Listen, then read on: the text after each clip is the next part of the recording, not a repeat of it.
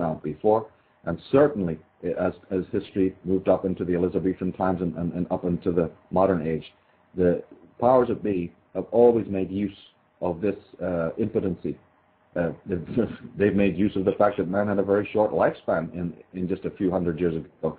They made use of the fact that man was a feudal slave, a serf. He couldn't even move from his village more than 5 or 10 miles without heavy penalization. And they've also made use of the fact that man's consciousness itself has been very, very weak in its foundations. And although this sounds very pessimistic and dire, within that, as I said, is also the secret, because there's a hidden optimism in all of this. It means that this architecture of control is quite recent. It means that mankind's thinking and consciousness is young. It means that we're only in the beginning stage of getting a handle on what on earth is going on this planet. And it means that there's an optimism to say that once we now find out, we're in the age of finding out these very things, then begin to change the world for the better.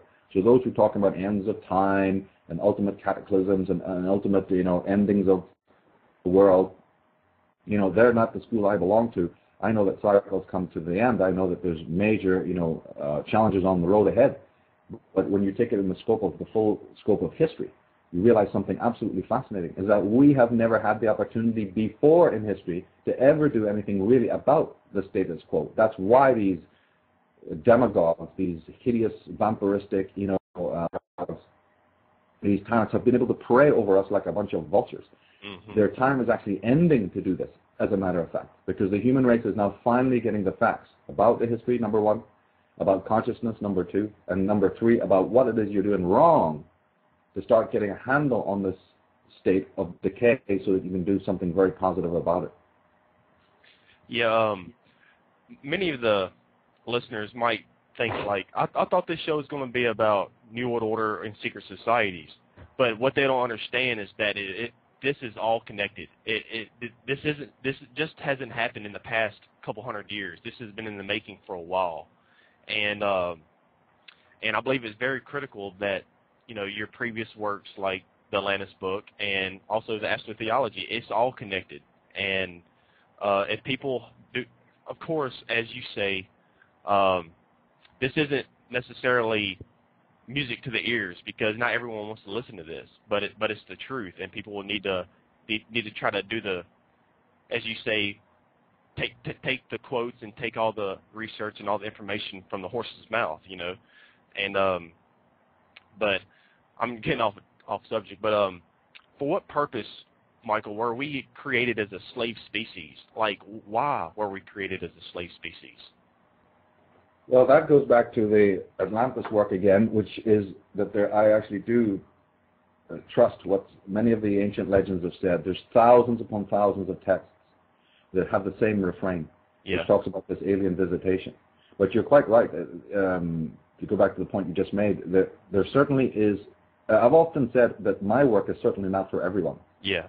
You have to already be up to speed on some of these aspects. You may even have come from the School of Psychology. But remember, I get feedback from all the people who've read the Atlantis book, and even from those who watched the DVD, and many of them are intellectuals and degreed people who absolutely adore what I've been doing, because it's answered a lot of questions for them. In fact, I wouldn't even be here today if it hadn't been for the Lloyd Pyes and the Dr. Lears and the Richard Hoaglands and the Jordan Maxwells and so many others I could mention, who actively supported me, because they have been in this work, and this includes Ken Thomas, the friend of Jim Keith, and Jerry E. Smith and these people, because they had already had the 30, 40 years of research behind them. So when I came along with my little thing, about Celtic Ireland and the Druids, well, not Celtic Ireland, but Celtic world, and then the Irish Druids, they were like a very complimentary and gave me a lot of feedback. And I get feedback from people who looked at it, all the way through. And it makes sense to them. The truth is, what it is not, like Nietzsche said, is man's irrefutable errors, the things that are just so false, but we won't change it. It's just where the world has been. Yeah. The truth is when you see the reality for what it is. And for me, that was always given in the legends of the ancient world. I know that sounds bizarre, because legends tend to be very, veiled and poetic and mythological and so forth and so on.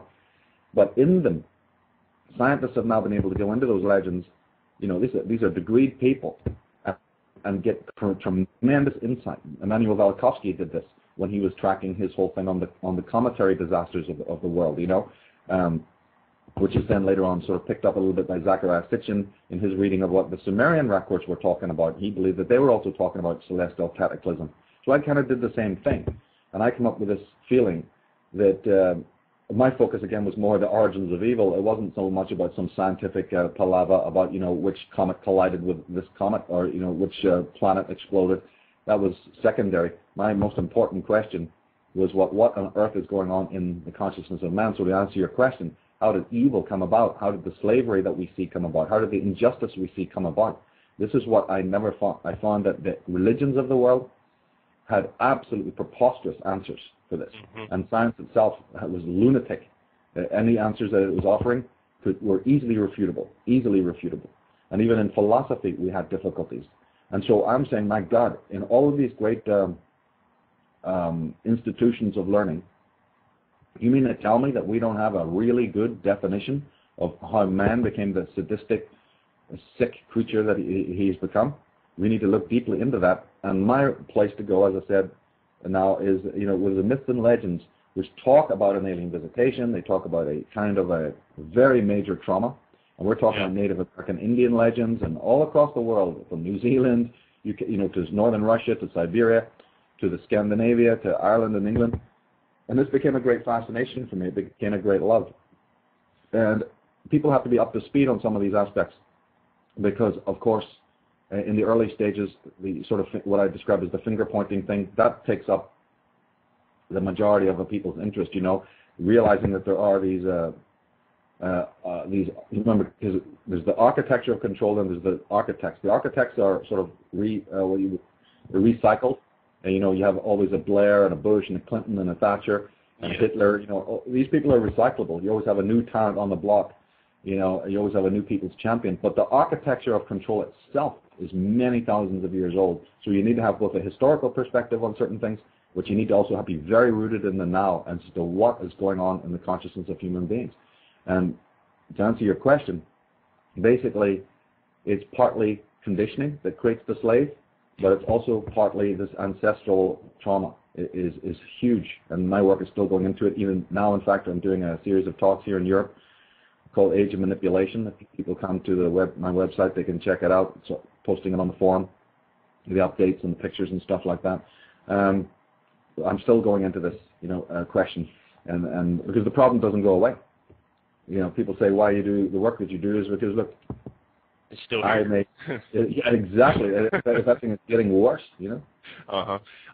So, as in your research, and I believe it. I believe that what you are saying is very true. Like, so evil and schizophrenia and all the other medical conditions that people have, or mental conditions, it's all from past traumatized events.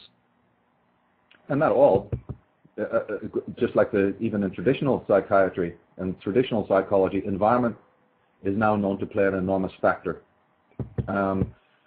So it's both. It's a combination of all sorts of things. But what my work, as I do focus, when I focus in close to the canvas, then I know about this ancestral thing. For instance, I put on recently on the forum pictures of weird growths. Like there's this woman with horns growing out of her head. Yeah. And we know about Siamese twins. We know about what is very degradingly called freaks. We know that there's children who are born with hair on their bodies. We know all about the sort of extra nipple syndrome, and all of these kind of weird hybrid creatures that are born, and all these kinds of strange genetic mutations that take place. So, and then when you ask a scientist or a biologist about that, they'll go, oh, well, that has to do with the heredity, or that has to do with something, a throwback situation. And therefore, it's accepted biologically. And yet, it's difficult for people to realize that, a lot of their psychological traits, particularly the most important one being, the penchant to be a slave, to have no sense of self. But even a lot of others, there's a whole nightmare list of things that happen to us and of the way that our thinking is oriented that also have a historical perspective. Now, one of the problems with the modern world is that there's almost like what Gore Vidal calls, amnesia, historical amnesia. And other people have even called it cosmic amnesia. we've been disconnected from our spirit. We've been disconnected from our ancestors. We've been disconnected from the past. And so we